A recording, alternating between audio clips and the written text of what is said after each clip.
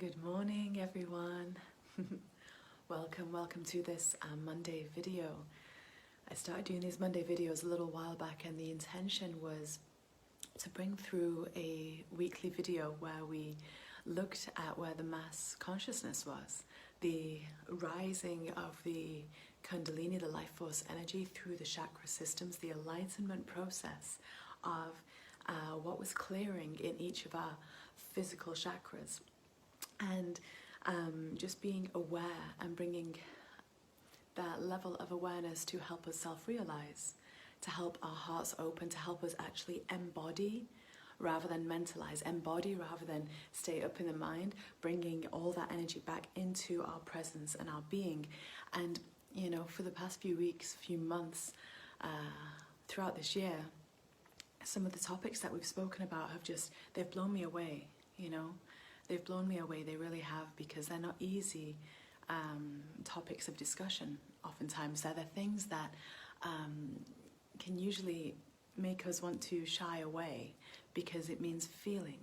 It means feeling, and it means taking accountability for a part of ourselves that we don't want to see. Because the whole premise of the what many call the Ascension process, the whole premise of that is based upon our ability to look ourselves in the eyes, to look ourselves in the heart, and to look ourselves in the shadows and not judge, to have grace. And so, if you're new to this channel, welcome. It is an honor to see you here. Thank you so much. I do love reading the comments and replying to them, so if you're new here, feel welcome to comment along, and I'll get back to you. And on Wednesdays we have meditations, and on Saturdays star channelings. But I just want to bring up the topic which we're speaking about today, because once again it's another potent and poignant one as we have entered Virgo season. And for those that have seen my video on Virgo and her lessons, her offerings, her medicine, you'll see that, you know, she is the inner teacher, the inner guru. She's the great healer, she's the wise one, she's the cosmic mother.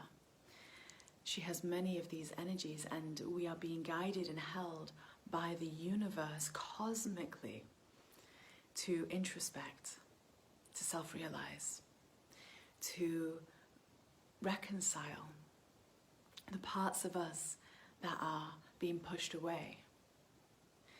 Mercury now being in retrograde as well, Leo's still there, you know, we have Chiron, it was so many, Pluto, so many planets, right? Most of our solar system is in retrograde.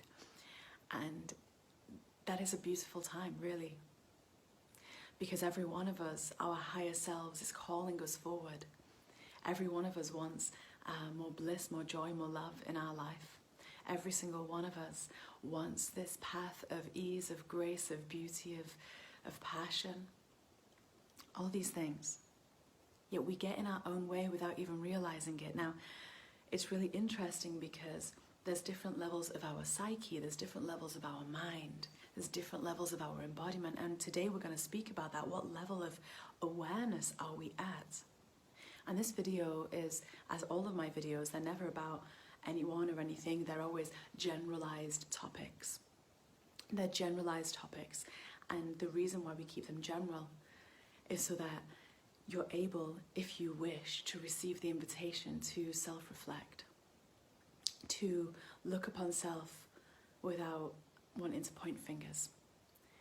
And it's quite interesting because in this world where we all call ourselves spiritual, it's such an amalgamation of many different things, right? In the spiritual world, we have angels, we have crystals, we have dragons, we have unicorns, we have different gods and goddesses, you know.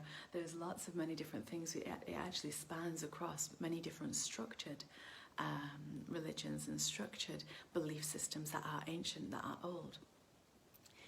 And what is interesting about that is, as time has gone by, for the past few thousand years, we have more and more disembodied ourselves, right?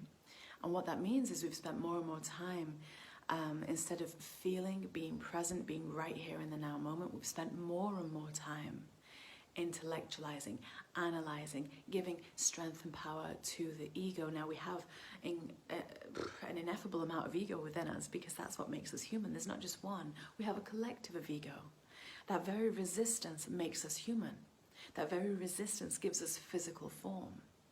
Yet our physical form does not need to be held by the old imprints that we orchestrated for ourselves when we arrived here. We arrived, we chose our family, we chose our lessons, we chose our imprints from our parents, we chose our ancestral karma, and we chose many parts of the karma along the path, the things we wanted to experience. There are many who can validate this and also speak to this. If you ever found yourself familiar with the wonderful work of Dolores Cannon and QHHT, you'll see that there is lots of information about this in her books. And it's really interesting because when we look at the imprints that we have, we spend the first few years of our life receiving the blueprints and imprints that start to stabilize in our field, that start to stabilize in our DNA and in our waters. Now, you'll know that we're made up primarily of water. Well, actually, we're made up primarily of air, of space. If you actually break down the atom into subatomic particles, there is so much space in there. You know, if we were really, really dense, we'd be smaller than an atom, you know? But there's so much space, and in that space around it is water. And we all know from our own practices, perhaps, and from what we have experienced and even read about from others such as Dr. Emoto, that water can be programmed. Water is such a vast living consciousness that we've not even begun to tap into yet. The awareness of water is about to open up magnificently. But what many of us don't realize as well, most of us even, is that within those waters are dead waters.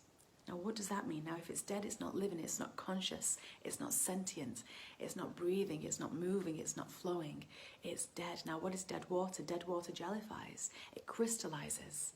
It is old, stagnant emotion that has solidified enough to emphasize the imprint that we have. Now, how can we say that in a different way? Within our very being, within the water of our cells, that surrounds the DNA, that's within the DNA, we have all these old stored emotions. These old stored emotions form and feed the ego. Now, what is the ego? You have a spectrum here. And a spectrum, it's not just one single spectrum. It's the spectrum applies to every aspect of our life, every experience. So it's like multiple threads weaving into a beautiful tapestry, where we have a spectrum of soul and ego. Now, the thing about the ego is, and it's really quite brilliant how it's been created, we mustn't underestimate it. The ego has been created to deny and deflect, project, right? The ego has been designed within itself, and we helped design that on a higher level. We helped design that because we wanted the contrast, we wanted the experience here to learn and to grow. Can you imagine if you are literally the sun and the sun wants to expand and grow? That's what we're doing here. That's what our higher selves are doing here. It's like we are this source energy, this massive celestial being and body that's now created a physicality, a holographic physical space in which to learn and experience. I'm going to experience this, and I'm going to experience this, and I'm going to experience this in this lifetime, this place and space. Now, that's all very well and true, but as many of you know, we have this veil of amnesia that falls upon us, and that veil of amnesia is a defense mechanism, actually. It's not a negative thing. It's a safety protocol, that veil of amnesia. It's a safety protocol because if we were to, firstly, not have that veil of amnesia, we would not be right here in the now. We would be so split through times and through spaces, we wouldn't actually be able to remain physical anyway. So we need that veil of amnesia. We need it at this point in time anyway. And the reason also why we need it is because if you can imagine with that much dead water within us, that much imprint ancestrally, what we've chosen to experience and move through, how we chose to learn how we can control and manage energy. Without the contrast, it would be very difficult, because we also need that focal point. And as humanity, we rely a little bit currently on that focal point. It won't always be that way. The more self-realized we become, the less we need the contrast. The more self-realized we become, the more we're looking in, and we're without charge and without triggering emotion, observing in love. Now, we had a call the other day. It was a really powerful call. It was called Softening to Love. And the movement that happened for each and every being on that call, it was potent and profound. Literally, I received emails that very same night and the very next morning sharing how many things shifted for people. The softness of skin, because we were softening the divine feminine, we were releasing the over-hardened, masculinized feminine within us so that she could breathe and flow. I had emails of people sharing that their skin was softer. They hadn't done anything to it, that their love life, they were getting reached out for being courted, being dated, and it's interesting how something can shift when we're able to receive, when we're able to be present.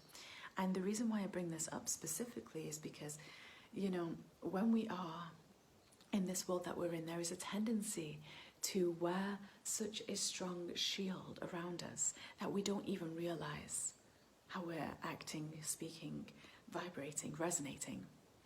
And this video specifically, even though it's had quite a long intro, we want to look at the different levels of awareness, the different levels of shadow awareness, because when you first awaken into the spiritual world, there are those out there. I don't necessarily personally use the term awakened or unawakened, because I don't believe in that paradigm personally. But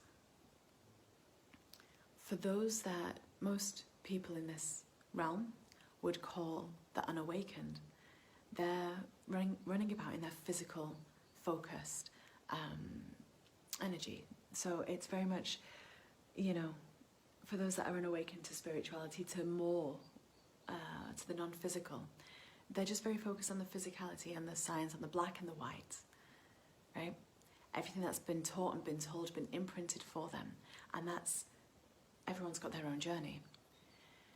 And so usually when we find ourselves in that place, there's a lot of deflection, right? There's a lot of deflection, and there's a lot of looking outward.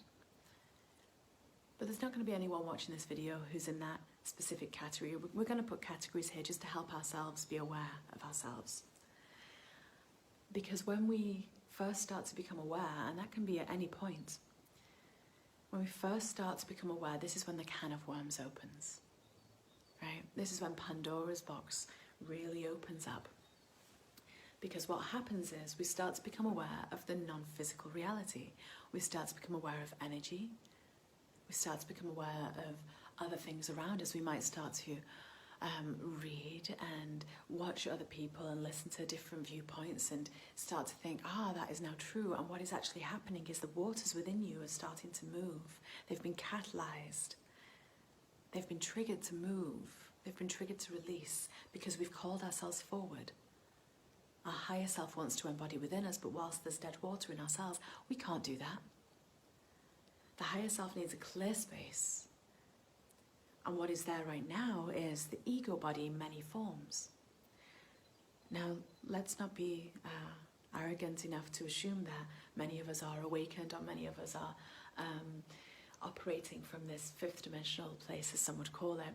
Once again, if you've watched my videos for a little while, I don't tend to use the phrases such as third, fourth, or fifth dimension, but I may use them in this video just to help bridge a communicative gap.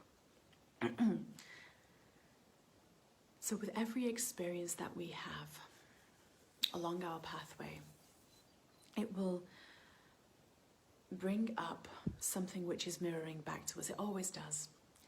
Now, when we look at the different levels of shadow integration, Because shadow integration leads to grace, it leads to love, it leads to wholeness, it leads to ease, it leads to joy, it leads to bliss, it leads to love. We have to integrate our shadows, because otherwise they're just floating around, having been rejected by ourselves, because all our shadows are rejected parts of ourselves when we've taken another person's truth as our own. Now, isn't that interesting? Because in today's world, especially the spiritual world, there are many beings sharing their own truths, but many of us still are saying, that's what that person says, I'm going to mirror it, I'm going to repeat it, I'm going to adopt it as my truth. And that's all very fair and well if it is genuinely your truth. But usually what happens when we first start to go through this awakening process, and once again, there's no time on that. We tend to look at an awakening or a process in lineality, in linear years. And actually, linear years has no bearing whatsoever on our awakened state. Because what the awakened state really is how much ego have we drawn back in, welcomed home to the heart. That's what awakening really is. It's nothing about the intellect or the wisdom or how much of everything we know. That only convolutes things, really, because once again, we're disembodying. We're taking things out of the body and keep them in the mind. Now, let us get to the point here. There are different levels of self-realization. Why is self-realization important? Because it is through self-realization that we can observe our own ego and start to become aware of it. There are different levels of the mind. We have the conscious mind. That is what is speaking, that is what is thinking, that is what is observing, that is what is perceiving. That is your conscious mind. Everything you've ever thought and ever said and ever done and ever know that you can do or know that you can't do, or everything that you ever know or think you know or wonder or learn, that's all conscious mind. The conscious mind isn't creating your reality though. Your subconscious mind is. Your energy field is. And that remains invisible for the most part. And so,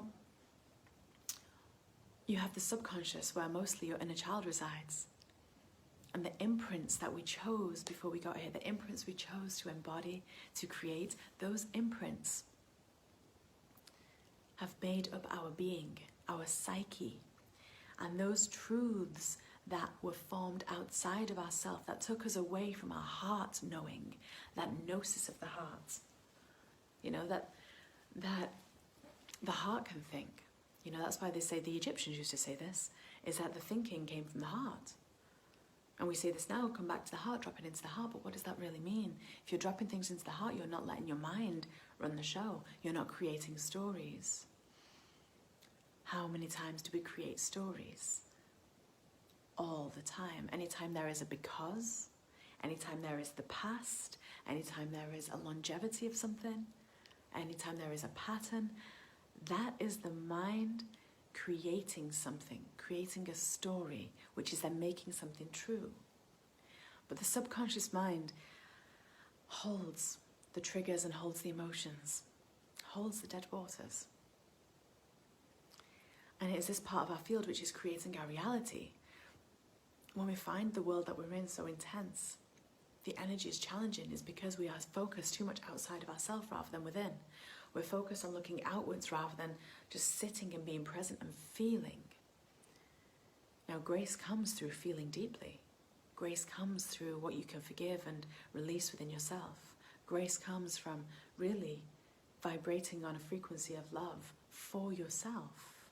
True love, not egotistical love, not arrogant love, not, subjective love, but just pure, non-judgmental love. So how do we get there? Well, there's different levels of this awareness, and every experience we have with every different person, we will be at a different level. There's not one blanket kind of, leveled up, leveled up. That doesn't really exist here. It flows, it's fluid. And the beauty and the irony is that the more that we integrate, the more that we realize within self, the more that we welcome our ego in and find grace and forgiveness for that part of our ego, the more we have access to. Before we were awakened, to use that phrase, it seemed to be an easy ride, didn't it? It seemed to be an easy ride.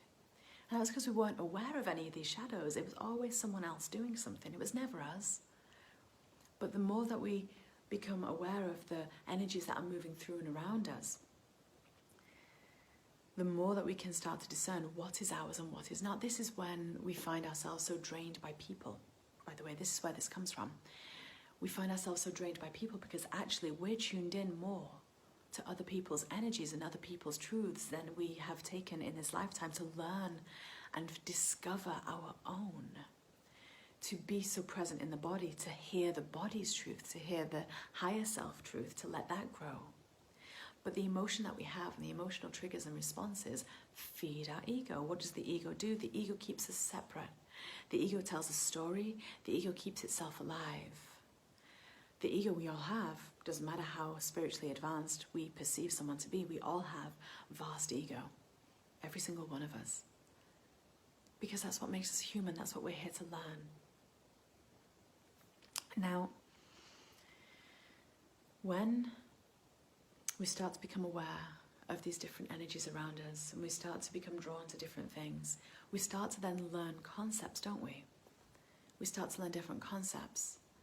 Narcissist and empath, we start to learn, things like that. Twin flames, the things that some people would call conspiracy and some people call truth. We start to learn these things, but if you noticed, all these things are carried on a spectrum because they are different spectrums of things that are not balanced yet, right? These are different things that carry a story, an ideal. Now, why is this important? Because usually this is where we start. We start by going broad and wide, by listening to different truths. Listening to different truths so that we can hear and learn and start to discern. Now this is important because this is the first stage of things. There are a lot of buzzwords floating around. There's a lot of mimicking that happens. And true integrity is found when we have harmonization of all of our fields.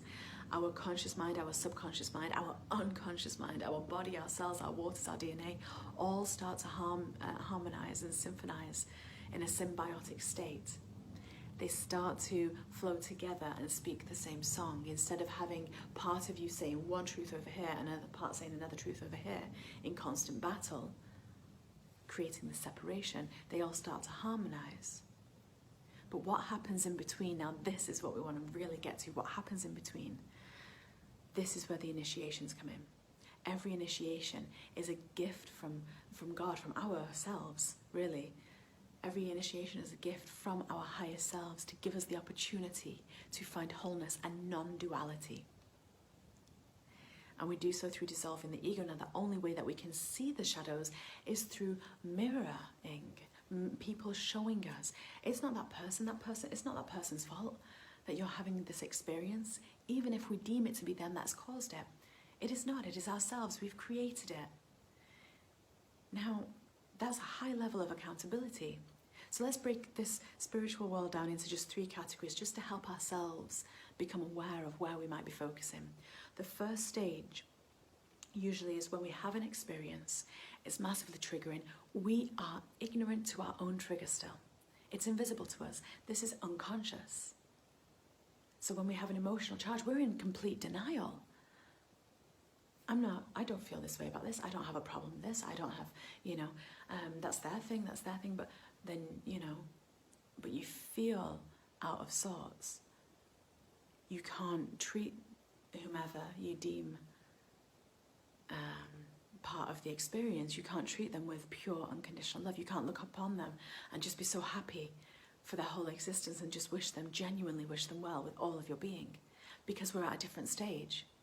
And it's okay to be at all these stages. We're going to fluctuate through these all through our spiritual journey until we've practiced more and more returning to self. Now, what does that mean, return to self? Well, every time we have an emotion, we want to practice being aware of how we're really feeling. Now, meditation helps with this. Excuse me one moment, I think I'm going to sneeze.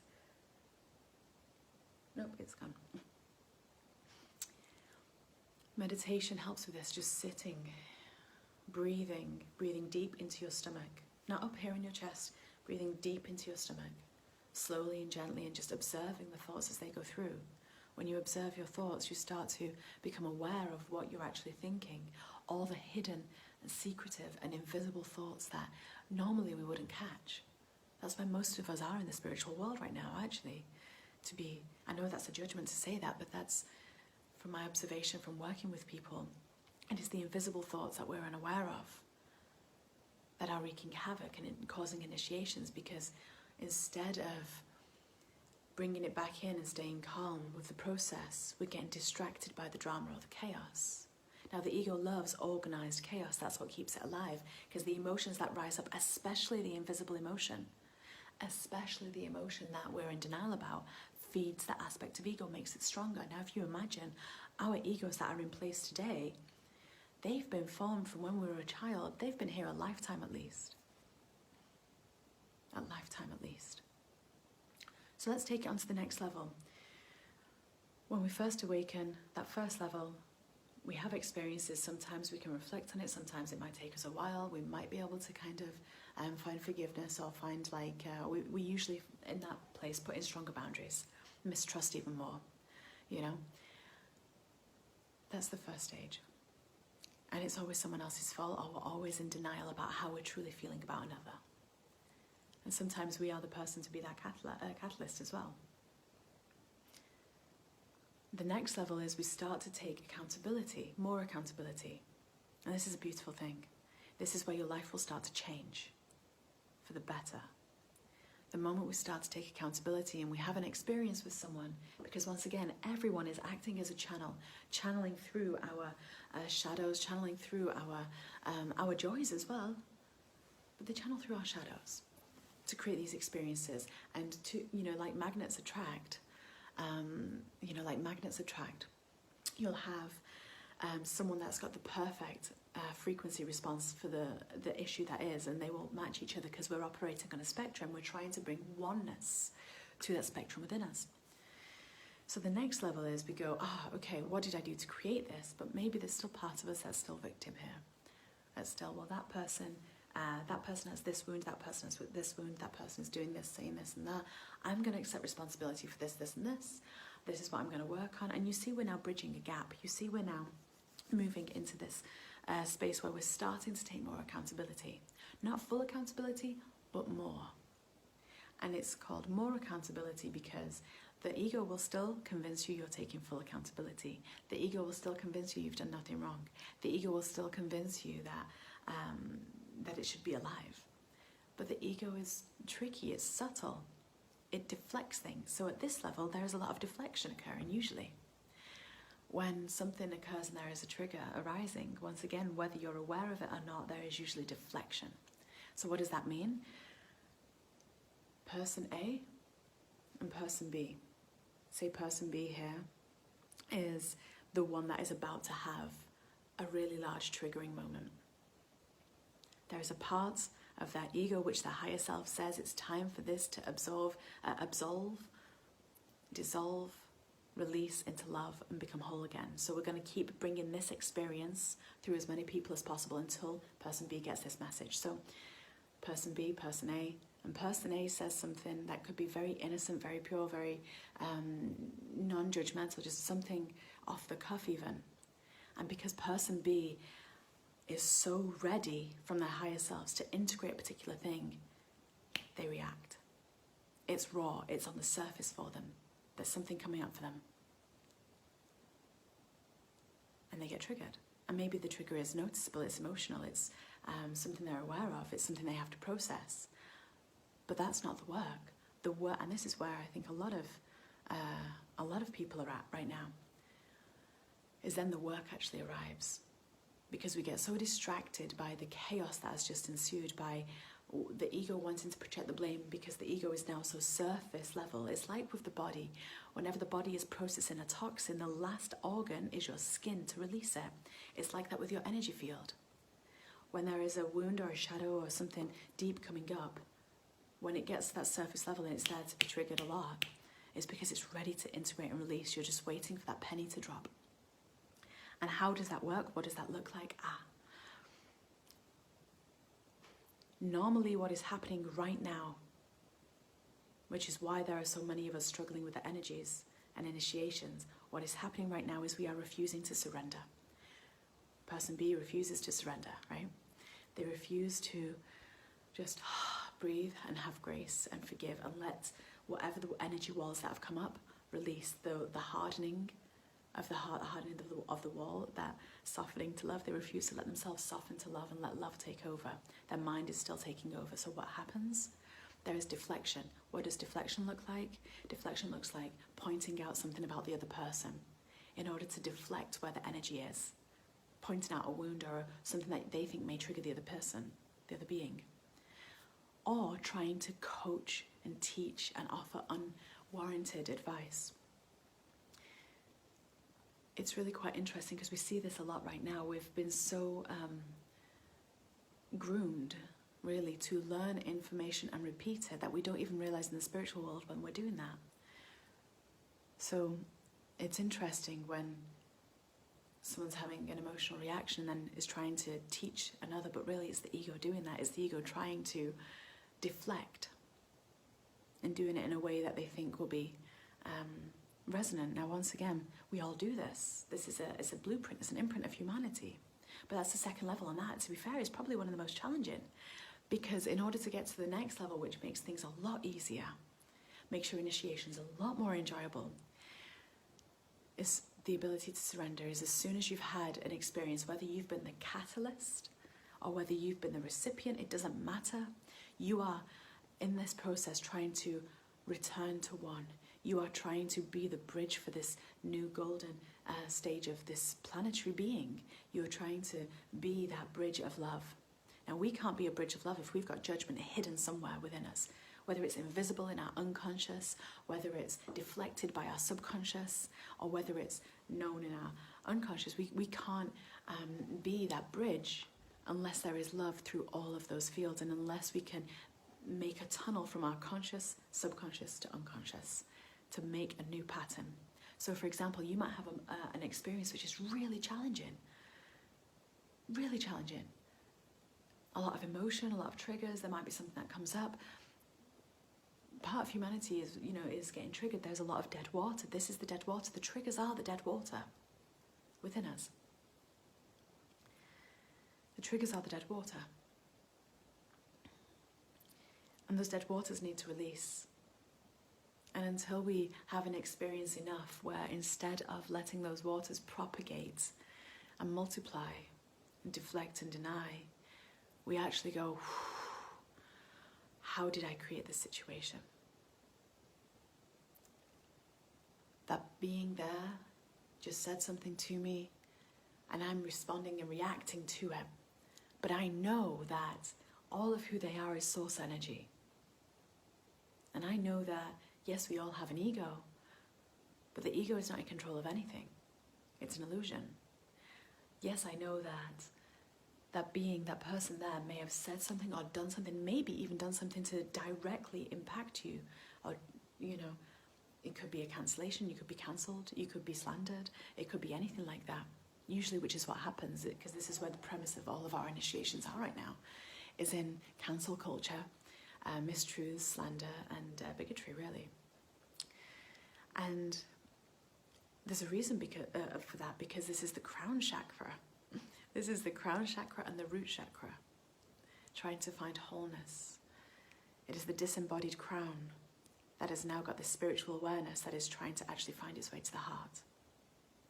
So even though at the third level you may still have those experiences and you may still have an emotional response because you honor your emotions as they arise and as they move through, you recognize how important it is to let the emotions healthily and in the right space be processed and alchemized, because emotion in itself is an alchemical tool. You just have to let the emotion do its job without thinking about it. It will do it. Just do it in a safe and a healthy space without pouring it onto everyone.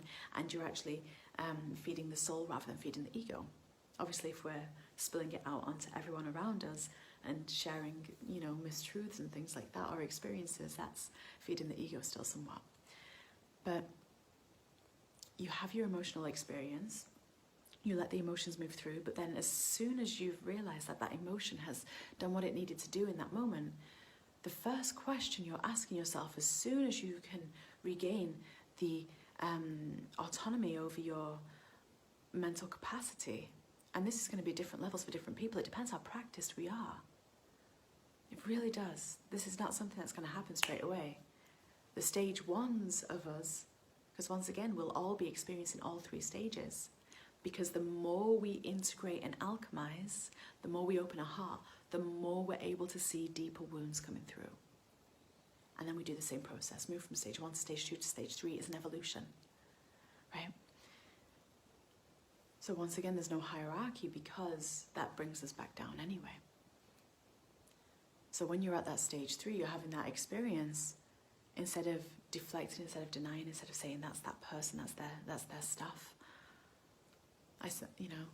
Blessings to them, that's their stuff. Instead of saying that, we're saying it's actually not about them at all. I've created this. How have I created this? When you can have your first questions be, how did I create this and what is this teaching me about myself? You'll see, because whatever was the emotional trigger there, and we oftentimes don't actually know what the emotional trigger is, because emotion is so convoluted, it's so interwoven, it's not simple, it's complex. And so, if you can make the first question, what did I learn about this? How did I create this? How can I breathe through this? And how can I release? Have I released the emotion associated with this? How did I create this? You don't even have to ask the question. You can just state, I created this. Thank you, higher self, I created this. This is a teaching moment for me. This is a learning and expansion moment for me to learn and fall more into my heart than ever before. And what happens here is, even though there may be another person who may be at a different level, even though there may still be things being said or done towards you or about you, you don't really care too much, because that's not the point of it. They're going to do, the other person in any scenario is going to do what they're going to do. They're in their own thing, and it's not for us to teach anyone anything. That's not our role. It's not our role. That's the ego that wants to do that. Always the ego. So what do is we let that other being have their experience. We let grace move through us. And sometimes we may find that, yes, we may need to speak or continue something to help them if it's necessary. And you'll know, because your heart will tell you, that could be an apology, even though you may feel like you've done nothing wrong. Because it's only the ego that has trouble with apologies. It's only the ego that has trouble with accepting accountability and responsibility. That's only the ego. The ego would like to go with zero responsibility through this life, just creating chaos. But the level 3 aspect of you having this experience, the level 3 aspect of you having this shadow integration experience is saying, I created this. I love that person, even though they may have caused part of me to feel intense distress and pain. They haven't actually caused that. That trigger was there within me anyway, and that pain is only there because I myself have rejected a part of me, and that's the part that feels hurt. The part of me that, instead of being whole, is now split up on a spectrum. There's a big wound still here, and because that's mirrored in, it's gone into the raw cut. It's put salt in the wound. It's not them having done that, that's myself. That's these two parts of me trying to come back to one. For anyone still watching this video, I know it's a really long one today. Wow. For anyone still watching this, we did a workshop. It was a free workshop. We've done a series of workshops, obviously, recently, but there was Healing from Rejection. I think that's what it was titled, Healing from Rejection. That was a free workshop. You can find it on my YouTube. And we actually looked at this in more detail. We looked at the triangulation aspect. We did that as well in Stand in Your Power. We looked at the triangulation aspect and how these situations create. So if you are curious to go more in depth about that, those two workshops, one of them is free, one of them I think there is a small exchange for. But the point is that until we can say, I created this, we're going to find it really hard to love that other being, because we've actually not found that love for ourselves. To be accountable is to feel love for yourself. To be accountable is to welcome back all parts of ourselves that we've rejected, that we've pushed away, that we've estranged, that we've slandered. that we've rejected, parts of ourselves that we've been jealous of, parts of ourselves that have been abandoned and disowned. All these parts of us, they're the ones feeling the hurt. And they feel the hurt because they identify with an external truth that someone else has now had the grace to mirror to you. That's how it works. That's when we say the world is a mirror. If we have an emotional response, there is a trigger, there is a charge, there is a split in our own energy field. That's not to say be unemotional. You'll start to feel more and more love as your frequency starts to rise naturally in the vibration of love, because love is not an emotion, it's a vibration. We misinterpret the feeling of ecstasy or the feeling of false ecstasy or actual ecstasy to be love, and it's not. Love is a vibration, it's a way of being. That's when you feel grace from someone, that's when you feel love from someone. They've done a whole lot of shadow work. They've done a whole lot of integration. And they're still going. And we all are. And to be a bridge in this world to oneness, to be a bridge in this world to unconditional love, to be a bridge in this world to the fifth dimension, the sixth dimension as people call it, to be a bridge to this world in this ascension process, this awakening, whatever we choose to say, is a self-realization process. And the thing to realize is that there is no one outside of you. There's no one outside of me. It's funny because sometimes, when I put out videos like this, sometimes there'll be some challenging comments that also come in, as well as the beautiful ones. And I always say, all these videos, although they are sharing and they are helping many, these are videos that, they're medicine for myself too. Everything that I share is medicine for myself, just like everything you share is medicine for yourself.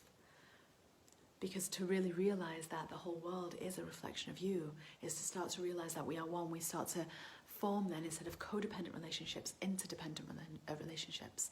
We start to have the experience of having deep compassion for one another, knowing sovereign love, sovereign boundaries, not having to impose things and not having to create stories, because we see and we know the oneness, and we recognize with compassion. We recognize with compassion that every single one of us is another version of ourselves. And we get to that place of recognition quicker and quicker and quicker every time we practice it. We get to that recognition of we are the only beings accountable for every aspect of our experience. Every aspect. Yes, there are collective energies, yes, they're moving through, but if your field is whole, if you've healed the wound that the vibration is split upon, it doesn't impact you, it doesn't even come into your awareness. We really create our reality, but we only do it with symbiosis and symphony and harmony of our unconscious, subconscious, and conscious minds. Because when those three form a trinity and they are singing from the same song sheet, guess what happens? We create a clear channel for our higher self to come in, for our light quotient to rise, for our higher self to embody more. The initiations do not happen as they happen. We do not feel that pain, that uncomfortableness, and that challenge. The pain comes from our own inner split. So this is practically a workshop. Look, it's 45 minutes long. I hope you enjoyed the free workshop. Oh my goodness. Speaking of, next workshop I have coming up is with the beautiful Tim Wilde, as you will have all seen, stepping fully into your path of service. And that's going to be a really beautiful workshop. We're working with Poseidon and the Oracle, we're working with the Cosmic Mother Father, the oceans, we are working with Neptune and the Council of Neptune, so many beautiful beings, to really clear the way of any karmic entanglement and any propagation that isn't serving, so that we can really step into our service role. And what a beautiful time to do it in Virgo season, because Virgo is about that service, right? So I will see you on that workshop, and I will see some of you also on the 14th with Emma Sullivan and myself, as we're going to be diving into the gifts of the empath, the superpowers of the empaths. So that'll be a workshop to look out for as well. And if you're called to work in one-to-one with me, I still, as of this point today when I'm recording this, have private live one-to-ones available. So if you're looking for a soul contract acceleration session, you can still get them booked in. Same with 1 hour channeled guidances. I still have some available for September, so if they call to you, feel welcome. In the meantime, send you so much love. Thank you for watching this. Well done for staying through. It practically was a workshop. It's 45 minutes long, so thank you, thank you. And may this content, may this, all that has been offered here in this transmission, may it help you feel the love who you truly are, and may it help you find peace and grace in your heart for yourself. For it's the unconditional love we have for ourselves which mirrors without. That's what others feel. Right? So much love. Bye for now.